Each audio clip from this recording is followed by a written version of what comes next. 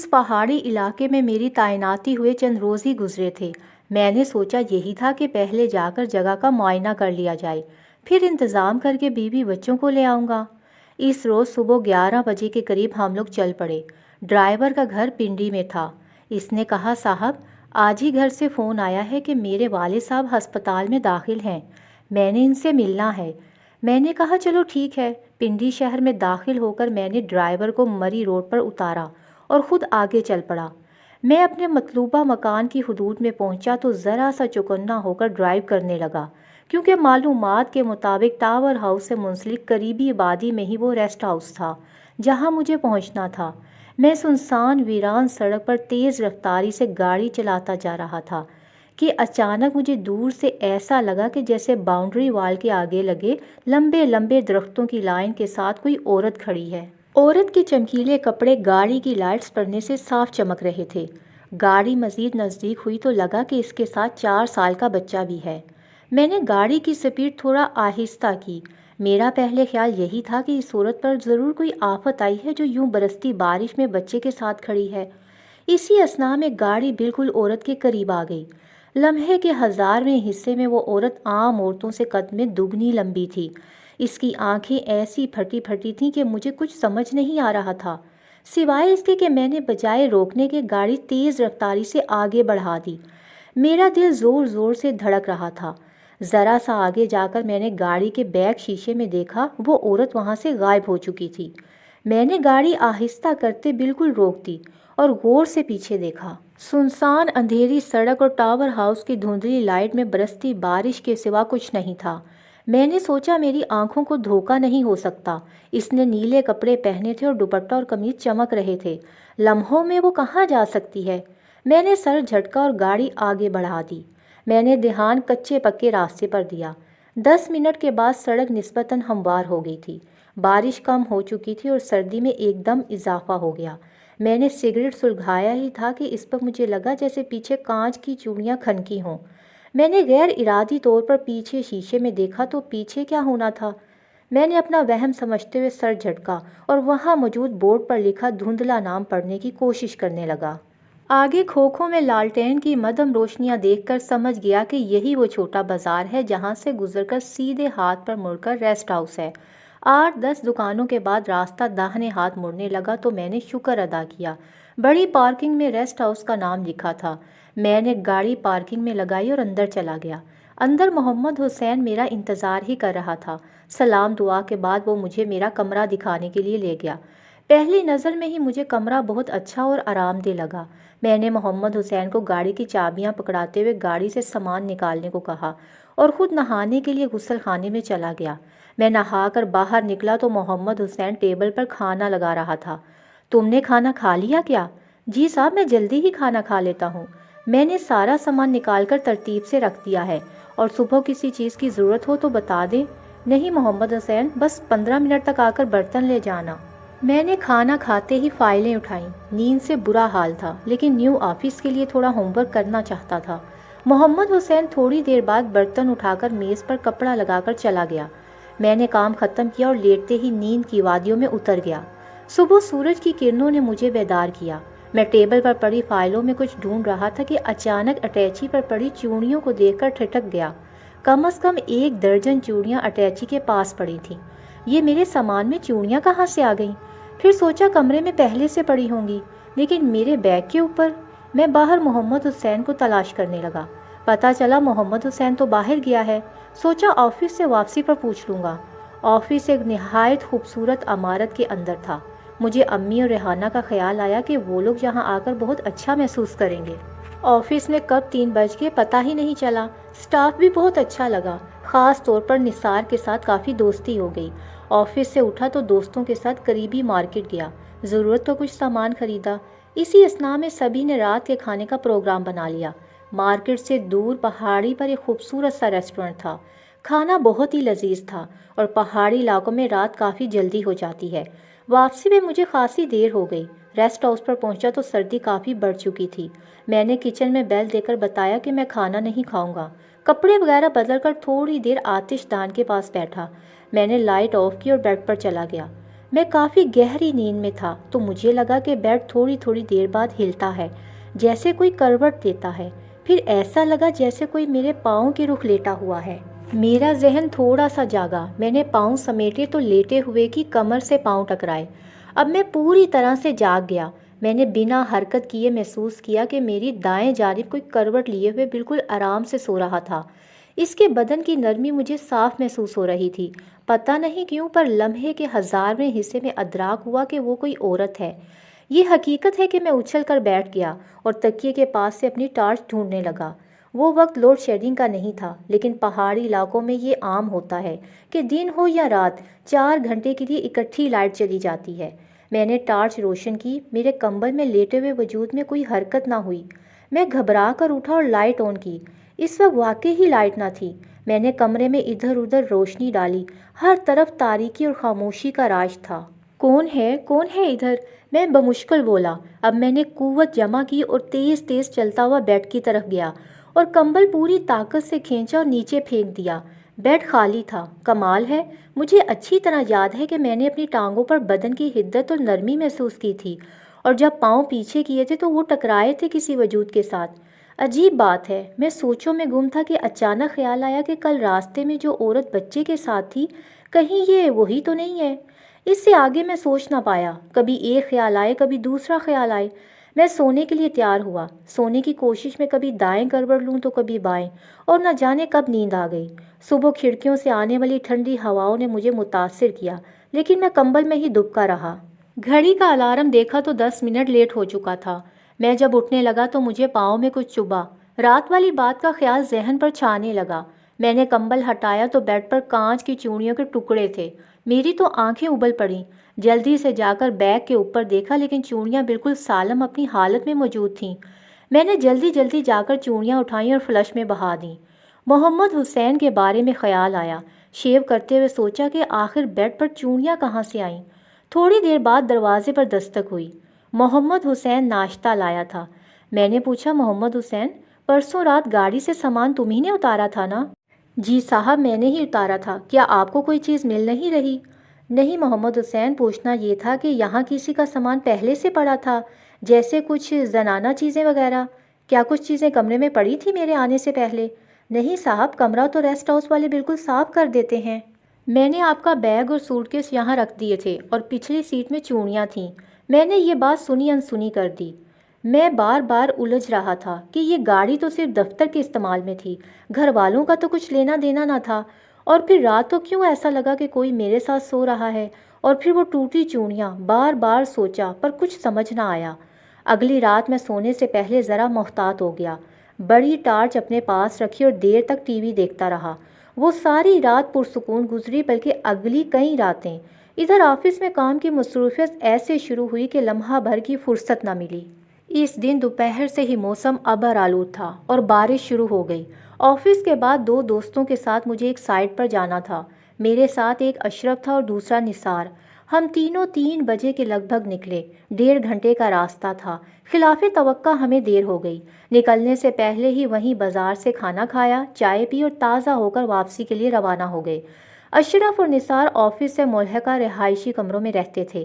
میں نے انہیں ڈراپ کیا تو نثار نے وہیں رکنے پر اصرار کیا۔ میں نے کہا کوئی بات نہیں، میں شکریہ ادا کر کے نکل آیا۔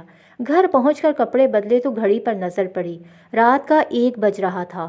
میں کب گہری نیند میں گیا پتہ نہیں چلا۔ آنکھ اس وقت کھلی جب آندھی کی صورت میں تیز تیز ہوائیں چلنے لگیں۔ یہاں رہائشی کمروں کی چھتیں تو پکی تھی، لیکن باقی عمارت ٹین کی چھتوں کی تھی۔ بڑے بڑے اولے اور ٹہنیاں گرنے سے اونچی اونچی آوازیں آ رہی تھیں۔ اس قدر بجلیاں چمک رہی تھیں کہ کمرہ مسلسل روشن تھا۔ میں بیڈ پر اٹھ کر بیٹھا ہی تھا کہ اچانک اس قدر اونچی نسوانی چیخوں کی آوازیں بلند ہونے لگیں۔ میں بے ساختہ باہر کھلنے والی کھڑکی کے پاس جا کھڑا ہوا۔ کھڑکی کا پردہ ہٹایا۔ تیز آندھی اور طوفانی لہراتی ٹہنیوں کے سوا کچھ دکھائی نہ دیا، اور اس طوفان میں نہ ہی چیخو پکار کا پتہ چل رہا تھا۔ میں نے ٹارچ اٹھائی اور باہر کا دروازہ کھولا۔ دروازہ ذرا سا کھلا اور پھر ہوا کے زور سے دروازہ بند ہو گیا۔ اب عورت کی چیخوں میں کسی بچے کے رونے کی آواز بھی آ رہی تھی۔ میں نے ٹارچ زمین پر رکھ کر دونوں ہاتھوں کے زور سے دروازہ کھولنا چاہا، لیکن دروازہ کھلا ہی نہیں۔ ایسا لگتا تھا جیسے میں دروازہ نہیں کھول رہا ہوں بلکہ اینٹوں سے بنی دیوار کو ہٹانا چاہ رہا ہوں۔ میں نے ہانپتے ہوئے فون اٹھایا لیکن فون بند تھا۔ کھڑکی میں دیکھا، سوائے کڑکتی بجلیوں اور تیز بارش کے سوا کچھ نہ تھا۔ ضرور کوئی چھت گر گئی ہوگی اور یہ عورت اور بچہ اس میں دب گئے ہوں گے۔ آخر باقی لوگ کیوں ان کی مدد کو نہیں پہنچ رہے؟ میں صوفے پر بیٹھا اس قسم کی باتیں سوچے جا رہا تھا۔ پھر بیٹھے بیٹھے لگا جیسے ہواؤں کی تیزی میں کمی آ گئی ہے، چیخنے اور رونے کی آوازیں بھی ختم ہو گئیں۔ میں اٹھا اور باہر کا دروازہ کھولا۔ برآمدہ پتوں، اولوں، ٹوٹی شاخوں سے بھرا پڑا تھا۔ میں سنبھل سنبھل کر 4 سیڑھیاں اترا۔ مسلسل لگاتار بارش جاری تھی۔ کچن سامنے والے برآمدے کے آخر میں تھا۔ کچن کا دروازہ بند تھا۔ میں نے کچن کے سامنے بنے سرونٹ کوارٹر کا دروازہ کھٹکھٹایا اور آواز دی۔ محمد حسین نے آنکھیں ملتے ہوئے دروازہ کھولا۔ صاحب جی خیریت ہے؟ میں یہی تو معلوم کرنے آیا تھا کہ خیریت تو ہے۔ وہ میرا منہ تکنے لگا، پھر بولا صاحب جی خیر ہے، یہاں تو ایسے طوفان آتے رہتے ہیں، آپ کو کسی چیز کی ضرورت تو نہیں؟ وہ عورت اور بچے کے رونے کی آواز تھی۔ میں تو گھبرا گیا کہ کہیں کوئی چھت وغیرہ تو نہیں گر گئی۔ تم نے کوئی چیخوں کی آواز نہیں سنی؟ وہ میرا منہ دیکھنے لگا۔ نہیں صاحب، میں نے تو ایسی کوئی آواز نہیں سنی۔ ادھر عورت اور بچے کی آواز کا کیا کام؟ کیونکہ یہاں پر تو سب چھڑے ہی رہتے ہیں۔ صاحب ادھر بال بچوں والا کوئی بھی نہیں ہے۔ میں بہت شرمندہ ہوا۔ میں نے کمرے میں آ کر کپڑے بدلے اور پہنے ہوئے کپڑے غسل خانے میں ہی ٹانگ دیے اور پاجامہ شرٹ پہن کر بیڈ پر آنے لگا۔ مجھے یوں لگا کہ کوئی بیڈ پر کروٹ کے بل سو رہا ہے، کیونکہ میرا کمبل کچھ اسی پوزیشن میں نظر آ رہا تھا۔ میں نے دوبارہ پوری آنکھیں کھول کر دیکھا تو واقعی بیڈ پر کوئی سو رہا تھا۔ خوف کے مارے مجھے لگا کہ میں برف کا بن چکا ہوں۔ میں فوراً پلٹا، باہر کا دروازہ کھولا اور محمد حسین کو جگایا۔ جی صاحب۔ وہ اندھیرے میں کھڑا حیرت سے مجھے دیکھ رہا تھا۔ وہ محمد حسین ذرا کمرے میں آؤ، بارش بہت تیز ہے، کہیں کھڑکی وغیرہ سے پانی اندر نہ آ جائے، یہ نہ ہو کہ سامان بھیگ جائے، ذرا قالین وغیرہ ہٹا دو، اور ہاں اس باورچی کو بھی ساتھ لیتے آنا۔ میں نے انہیں بہانے سے اپنے کمرے میں بلایا۔ وہ دونوں بڑی بڑی گرم چادریں لیے میرے کمرے کی طرف ہو لیے۔ میں خوفزدہ نگاہوں سے بیڈ کی طرف دیکھتا ہوا آگے ہوا۔ ان دونوں نے منٹوں میں سامان سمیٹا اور قالین گول کر کے رکھ دیا۔ صاحب اور حکم کریں، کیا یہ بیڈ بھی ذرا کھسکا دیں؟ محمد حسین اور باورچی بیڈ پر ٹارچ سے روشنی ڈالنے لگے۔ صاحب لگتا تو نہیں کہ چھت ٹپکتی ہو، آپ کہتے ہیں تو بیڈ دیوار کے ساتھ لگا دیتے ہیں۔ وہ بیڈ دیوار کے ساتھ لگا کر اور بستر سیدھا کر کے چلے گئے۔ بیڈ پر تو کچھ بھی نہیں تھا۔ اب میں بیڈ پر بیٹھا یہ سوچ رہا تھا کہ یہاں گزارا کیسے ہوگا۔ میں نے دیکھا تھا اور اچھی طرح سے دیکھا تھا کہ کوئی کروٹ لیے سو رہا تھا، جس کے شانوں پر سے کمبل ذرا سا اونچا تھا، اور وہ چیخوں کی آوازیں، اور وہ آوازیں بھلا کس کی ہو سکتی ہیں اور میں وہ کیسے بھول سکتا ہوں؟ یہ تو طے ہے کہ یہاں کچھ نہ کچھ تو ضرور ہے۔ خیر اب رات تو گزارنی ہی پڑے گی۔ سوچا صبح نثار سے بات کروں گا۔ اس کے بعد میں نے سونے کی کوشش کی لیکن آنکھوں سے نیند جا چکی تھی۔ میں نے پرانے رسالے اور اخبار اٹھائے اور دھیان ہٹانے کی کوشش کرتا رہا۔ بارش ہلکی ہلکی ہو رہی تھی اور کھڑکی سے آتی ہلکی ہلکی روشنی یہ بتاتی تھی کہ صبح ہونے کو ہے۔ اسی وقت نیند سے میرا سر بوجھل ہونے لگا۔ الارم سیٹ کیا اور سو گیا۔ الارم بجا اور آنکھوں میں نیند بھری تھی۔ میں نے ایک کروٹ لی اور میرے پاؤں ایک وجود سے ٹکرائے۔ میں نے جھٹک کر کمبل نیچے پھینکا تو پہلے کی طرح وہاں کچھ نہ تھا، البتہ میری انگلیوں کی گرفت میں ایک ٹکڑا دبا تھا۔ قمیض یا دوپٹے کا ٹکڑا نیلے رنگ کا تھا۔ خدا جانے میں بے ہوش کیوں نہ ہوا۔ اس لمبی عورت نے اسی رنگ کا ہی تو دوپٹہ لیا تھا۔ اس کپڑے نے میرے 14 طبق روشن کر دیے۔ بڑی مشکل سے خود کو سنبھالا، جیسے تیسے تیار ہوا۔ وہ نیلا کپڑا اور چوڑیاں لفافے میں ڈالی اور دفتر کی طرف روانہ ہو گیا۔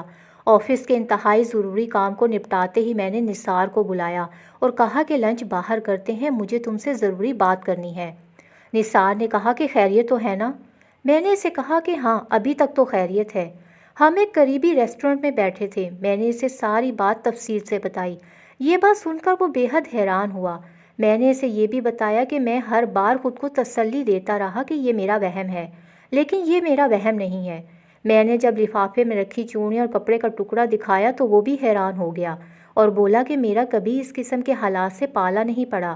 ویسے یہ بڑی عجیب بات ہے۔ میرا خیال ہے کہ آفس کے بعد ہم علاقے کی مسجد کے امام صاحب سے بات کر لیتے ہیں۔ امام صاحب پڑھے لکھے انسان ہیں اور عالم بھی ہیں، وہ ضرور اس معاملے میں ہماری رہنمائی کریں گے۔ یہ اس وقت کی بات ہے جب ہر خاص و عام مسجد کا امام نہیں ہوا کرتا تھا۔ بہت چھان بین کے بعد تقویٰ پرہیزگار با ادب عالم کو ہی یہ سعادت نصیب ہوتی تھی۔ ہم آفس کے بعد مسجد کی طرف روانہ ہوئے۔ انہوں نے ہمیں مہمان خانے میں بٹھایا۔ میں نے اپنا مسئلہ الف سے یہ تک بتایا اور وہ انتہائی خاموشی سے سنتے رہے۔ میں نے لفافے سے چیزیں نکالی اور سامنے رکھیں تو وہ حیران رہ گئے۔ بڑی جی داری دکھائی آپ نے، اور کوئی ہوتا تو شاید حواس کھو بیٹھتا۔ بہرحال آپ فکر نہ کریں، انشاءاللہ سب ٹھیک ہو جائے گا۔ صبح آپ آئیں تو میں آپ کی حفاظت کی کچھ چیزیں آپ کو دوں گا۔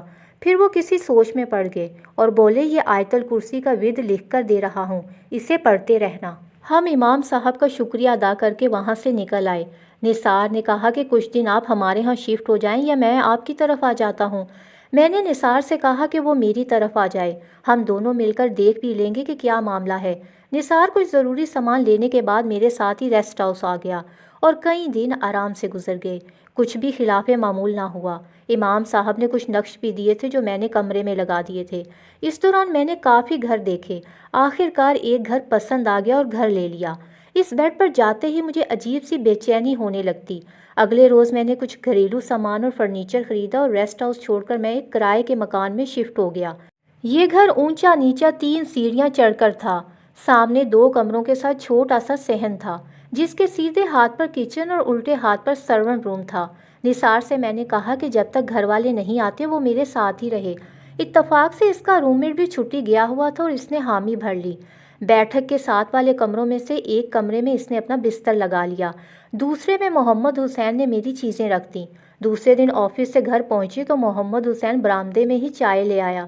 ہم بیٹھے باتیں کر رہے تھے کہ نثار نے بتایا کہ امام صاحب کی کال بھی آئی تھی، وہ خیریت کا پوچھ رہے تھے۔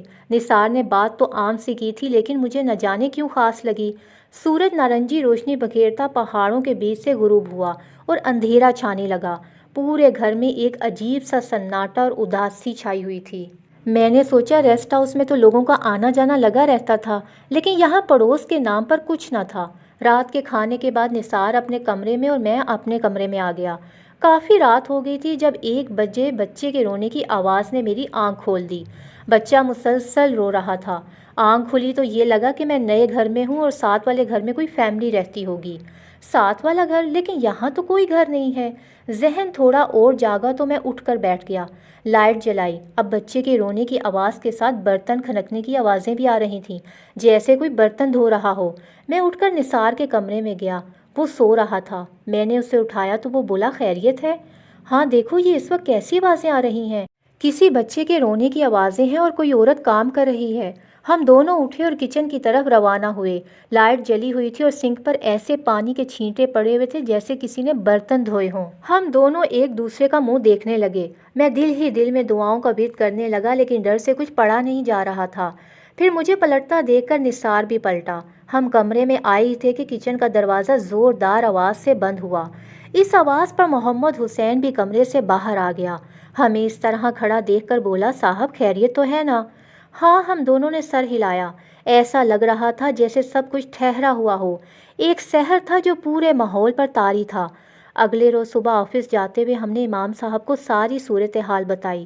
ہم شام کو گھر آئے تو محمد حسین کچھ بے چین سا تھا۔ ہم نے محمد حسین سے پوچھا تو اس نے بتایا کہ صاحب کچن سے باہر آؤ تو ایسی آوازیں آتی ہیں جیسے اندر کوئی کام کر رہا ہو۔ کوئی عورت کام کرتے ہوئے اس کی چوڑیاں اور زیور کھنکتے ہیں اور جب اندر جاتا ہوں تو خاموشی ہو جاتی ہے۔ صاحب سارا دن اسی بے چینی سے گزرا۔ صاحب مجھے لگتا ہے کہ یہاں کچھ نہ کچھ ضرور ہے۔ میں بھلا اندیکھی چیز سے کیا مقابلہ کرتا؟ پھر دھیمے سے بولا، صاحب گاؤں سے دور سیانا آدمی رہتا ہے، آپ کہیں تو میں اس سے بات کروں، بلکہ ابھی جاتا ہوں اور اس کو ساتھ لے کر آتا ہوں۔ میں نے کہا، ٹھیک ہے جاؤ، بلکہ اسی وقت روانہ ہو جاؤ۔ سچ بات تو یہ ہے کہ میں اب اس وقت کو رو رہا تھا جب میں یہاں آیا تھا۔ ابھی میں انہی سوچوں میں گھرا بیٹھا تھا کہ امام صاحب آ گئے۔ وہ کچھ دیر بیٹھے اور بولے، میں کچن اور گھر کا معائنہ کر لوں؟ جی ضرور۔ انہوں نے پورے گھر کا چکر لگایا۔ کچن میں وہ زیادہ دیر رکے، مختلف جگہوں پر چند کیلیں لگائیں اور گھر میں اگر بتی سلگائی۔ پھر میرے کمرے میں عبادت کی اجازت چاہی۔ وہ 1 گھنٹے بعد میرے کمرے سے باہر آئے۔ مولوی صاحب آخر مسئلہ کیا ہے؟ یہ سب کیوں ہو رہا ہے؟ آپ گھبرائیں نہیں، ہماری اس ظاہر دنیا کے ساتھ ساتھ میرے رب کی بہت سی مخلوقات ہیں، پر نہ دکھنے والی چیز کا خوف ہزاروں گنا زیادہ ہوتا ہے۔ مگر مولوی صاحب یہ سب میرے ساتھ ہی کیوں؟ اور ابھی تو اور لوگ بھی موجود ہیں۔ इस रात भी सड़क पर भी पता नहीं कितनी गाड़ियां गुजरी होंगी, लेकिन मेरे साथ ही ऐसा क्यों है? सब ठीक हो जाएगा, बस आप इसे भी ज़िंदगी की एक आजमाइश समझ लें। आपने तो मिसाली जुर्रत का मुजाहरा किया है और आगे भी इस्तकामत रखिए। बस दुआ करें जल्द अज जल्द इस मुसीबत से छुटकारा मिल जाएगा। आज मैं तहज्जुद के टाइम चिल्ला करूँगा। दरअसल ये चाँद की तारीखों में करना पड़ता है। मौलवी साहब आपका बहुत शुक्रिया। आए मैं आपको छोड़ देता हूँ। मैं और निसार मौलवी साहब को छोड़कर इधर उधर फिरते रहे। फिर जैसे ही घर पहुँचे तो मोहम्मद हुसैन वापस आ गया। मोहम्मद हुसैन ने कहा कि साहब वो शाहजी आ गए हैं, बाहर बरामदे में बैठे हैं। मैं उठकर बाहर आया तो लकड़ी के बेंच पर एक 60 साला आदमी बैठा था। पतला लंबा जिस्म और लंबे बालों में मलबूस शख्स था। शाहजी ने मुझे बड़ी गहरी नज़रों से देखा और कहा, आपके बंदे ने कुछ बातें तो बताई हैं, अब आप ज़रा तफसील से सारे हालात बताएं। मैं जितनी देर बताता रहा वो सर झुकाए सुनते रहे और सिगरेट के लंबे लंबे कश खींचते रहे। मेरी बात सुनने के बाद खामोश रहे और फिर सर उठाकर बोले, अल्लाह ताला ने चाहा तो इस परेशानी से निजात मिल जाएगी। शाह साहब ने इसके बाद ऊंची आवाज़ में कवाली लगा दी और साथ साथ झूम रहे थे। मैं और निसार ये देखकर आंखों ही आंखों में पूछ रहे थे कि ये हो क्या रहा है। मैं अम्मी और रेहाना के बारे में सोचने लगा। 10 मिनट कवाली सुनने के बाद शाह जी ने आंखें खोली और इशारे से टेप बंद करने को कहा और बोले कि ये औरत इसी जगह रहती है और इसके साथ 5 साल का बच्चा भी है। मैंने ये सब हालात मालूम कर लिए हैं। और फिर एक खामोशी के बाद बोले, मकसद तो आपकी जान छुड़ाना है। ये किसी जगह पर नहीं, आपके साथ ही रहते हैं। इस पहली रात जब आप आ रहे थे बारिश की रात थी और बारिश बहुत तेज़ थी, क्या ऐसा ही हुआ था? मैंने कहा, जी जी ऐसा ही हुआ था। वो बोले, वो औरत अभी भी बाहर दरख्तों पर बसेरा किए हुए है और अगर मैं अभी भी आपके साथ ना होता तो वो आपके साथ इस कमरे में होती। इसी पर मोहम्मद हुसैन टेबल पर चाय बिस्किट रखता हुआ बोला, शाहजी वो आखिर चाहती क्या है साहब से? क्या वो साहब पर आशिक हो गई है? शाहजी ने इसे घूर कर देखा और कहा, जिन्नात को आशिक होने के अलावा भी कुछ काम होते हैं। मोहम्मद हुसैन चुप हो गया। लेकिन जिन्नात के नाम पर मेरे दिल पर जो गुजरी वो मैं ही जानता हूँ। शाह साहब ने कहा कि आप परेशान ना हो, आपका काम हो जाएगा, बस थोड़ा वक्त लगेगा। मज़ीद कहा कि 3 दिन मुझे यहीं क़याम करना होगा, ऐसे में आप या कोई भी मुझे डिस्टर्ब ना करे। मैंने कहा कि जैसे आप बेहतर समझें। वो बोले, मुलाजिम को साथ भेज दें, मैं कुछ सामान इकट्ठा कर लूँ, अमल मुझे आज रात ही शुरू करना होगा। जी बेहतर। मैंने मुलाजिम को पैसे दिए और कहा कि कुछ खाने पीने की अशिया भी खरीद ले, जैसे बिस्किट और केक वगैरह। इनके जाने के बाद मैं और निसार भी हवा खोरी को बाहर निकल गए। अजीब परेशानी का आलम था। मौलवी साहब और शाह साहब की तसल्लियाँ देने के बावजूद परेशानी छाई हुई थी। मेरा दिल चाह रहा था कि सब कुछ छोड़ छाड़ कर वापस चला जाऊं। फिर सोचा, जब सब कुछ शुरू कर ही चुका हूं तो किसी मंजिल तक पहुंचूं। वैसे भी उन्होंने कहा है कि इस चीज़ का बसेरा घरों में नहीं है बल्कि मेरे साथ है। निसार ने कहा कि शाह साहब मेरे कमरे में ठहरेंगे, मैं अपना सामान उठा लेता हूँ, क्या मालूम इनका क्या क्या हिसाब किताब हो। हम कमरे में आ गए। देर रात मोहम्मद हुसैन और शाह साहब की वापसी हो गई और वो कमरे में चले गए। मैं अपने कमरे में खौफजदा तो था, लेकिन वो रात सुकून से कट गई। दूसरी रात का जिक्र है, निसार देर तक टीवी देखता रहा। मैं पहले सो चुका था। जब मैं गहरी नींद में था कि अचानक ऐसे लगा कि खिड़की से बर्फीली ठंडी हवा का झोंका अंदर आया हो। मेरी नींद टूट गई। इतनी सर्दी का मौसम नहीं था, पर मैं सर्दी से ठठरने लगा। उठने लगा ही था कि मुझे ऐसा लगा जैसे कोई बड़ा सा वजूद मेरे ऊपर आकर लेट गया हो। मुझे अपना दम घुटता हुआ महसूस हुआ। बहुत बड़ा चौड़ा वजूद मेरे जिस्म पर फैला और इधर से उधर हो रहा था। मैं निसार निसार बोलने लगा तो मेरी आवाज़ मेरे खुश्क हलक में फंस कर रह गई। न जाने कितनी देर तक ये कैफियत रही। मैं कुछ न कह सका। मेरा वजूद इसके बेतहाशा वज़न और बोझ से सुन्न हो चुका था। दम घुटने लगा। मुझे अब सिर्फ़ और सिर्फ अपनी मौत नज़र आ रही थी। फिर अचानक इस सर्द सन्नाटे की बेजान खामोशी में एक दिलखराश चीखो पुकार सुनाई दी, जो कानों के पर्दे फाड़ते अदराक के जिस्म को तोड़ती 4 सू फैल गई। वो वजूद बिजली की सी तेज़ी से मेरे सीने से हटा। इसी वक्त निसार की आवाज़ आई, क्या हुआ? निसार ने फिर पूछा, क्या हुआ? कमरे की बत्ती जली। वो मेरे ऊपर झुका, पूछ रहा था, आप ठीक तो हैं ना? उठें, हिम्मत करें, उठकर बैठें, आपका चेहरा तो सफ़ेद हो रहा है। उफ, कितनी भयानक चीख थी। ये आखिरी मध्यम आवाज़ थी जो मेरे कानों ने सुनी। फिर इसके बाद मैं बेहोश हो गया। आंख खुली तो मैंने खुद को मुकामी अस्पताल में पाया। एक तरफ खून की बोतल लगी थी और दूसरी तरफ ग्लूकोज की बोतल। मेरी आंखें खुलता देखकर निसार लपक कर मेरी तरफ बढ़ा। आप ठीक तो हैं ना? हाँ, मैंने इशारे से जवाब दिया। وہاں موجود ڈاکٹر میری نبض اور بلڈ پریشر چیک کرتے ہوئے کہنے لگا، ابھی آپ نے اٹھنا نہیں ہے اور زیادہ باتیں نہیں کرنی، شام تک آپ بہتر ہو جائیں گے۔ ڈاکٹر کمرے سے باہر گیا تو نثار میرا ہاتھ تھام کر کہنے لگا، شکر ہے آپ کی جان بچ گئی، ہسپتال لانے میں دیر ہو جاتی تو کچھ بھی ہو سکتا تھا۔ میں نے نثار کا ہاتھ تھپ تھپاتے ہوئے کچھ کہنا چاہا، لیکن اس نے کہا کہ ابھی آپ صرف آرام کریں، باتیں بعد میں ہوتی رہیں گی۔ مجھے گھر والے بہت یاد آ رہے تھے۔ میں نے فیصلہ کیا کہ ڈسچارج ہوتے ہی چھٹی لے کر سیدھا گھر روانہ ہو جاؤں گا، خواہ مجھے کوئی بھی قیمت کیوں نہ چکانی پڑے۔ ہسپتال میں میرا دوسرا دن تھا۔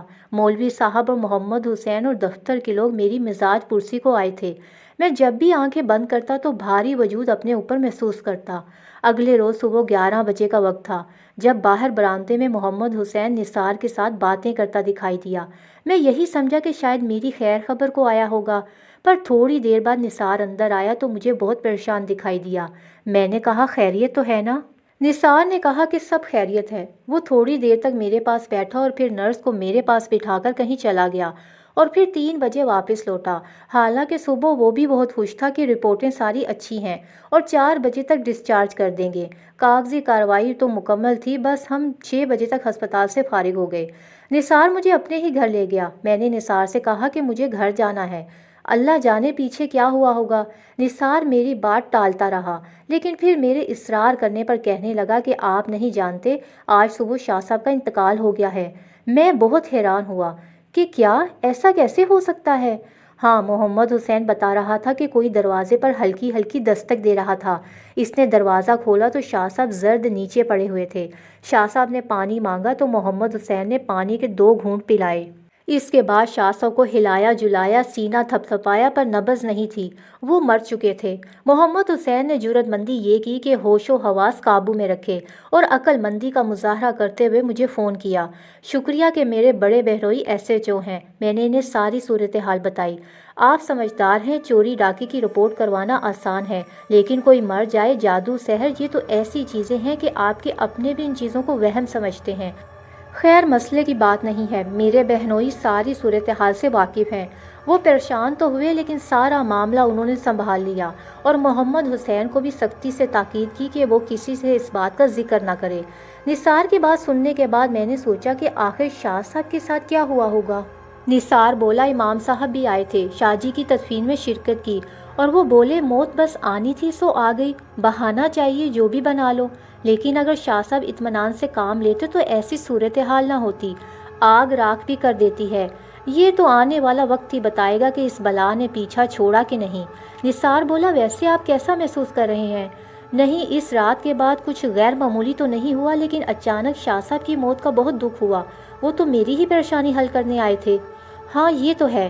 خیر، میری چھٹی کی درخواست منظور ہو گئی اور میں گھر جانے سے پہلے اس پرانے کرائے کے گھر میں سامان لینے گیا تو قدم قدم سوچ سوچ کر بڑھا رہا تھا۔ میں نے محمد حسین کا شکریہ ادا کیا جس نے ہر کڑے وقت میں میرا ساتھ دیا۔ محمد حسین بولا، صاحب جس دن شاہ صاحب کا انتقال ہوا اس دن آپ کے کمرے کا سارا سامان بری طرح سے ٹوٹا اور بکھرا ہوا تھا، آپ اپنا سامان چیک کر لیں۔ میں نے اس کا شکریہ ادا کیا اور کچھ پیسے اس کی مٹھی میں دے دیے۔ نثار واقعی ہی جان نثار دوستوں میں سے ایک تھا۔ وہ لاہور تک مجھے خود چھوڑنے آیا۔ گھر آنے کے 3 مہینوں میں میں نے کچھ غیر معمولی محسوس نہ کیا۔ بعض ازاں کچھ ایسا ضرور ہوا کہ مجھے وہ ملازمت چھوڑنی پڑی۔ 1 سال بعد میں امی اور بچوں سمیت UAE شفٹ ہو گیا، لیکن جب بھی پاکستان جاؤں تو نثار سے ضرور ملتا ہوں، اور کبھی ایسا نہیں ہوا کہ ہم ملیں اور اب واقعات کو نہ دہرائیں۔ وقت کے ساتھ ساتھ سب بھی ٹھیک ہو گیا۔ شاہ جی کی موت کا دکھ بھی مجھے کھائے جاتا ہے۔ انہوں نے اپنی جان پر کھیل کر کس طرح اس روز میری جان بچائی۔ یقیناً وہ شاہ جی کے ہی کسی عمل کا نتیجہ ہوگا کہ اس وقت وہ بھاری وجود چیخ مار کر میرے اوپر سے ہٹ گیا تھا۔ مجھے یقین ہے شاہ جی نے اپنے کسی عمل سے اس کا خاتمہ کر دیا ہوگا، اور اسی کے ساتھ انہیں اپنی جان سے بھی ہاتھ دھونے پڑے۔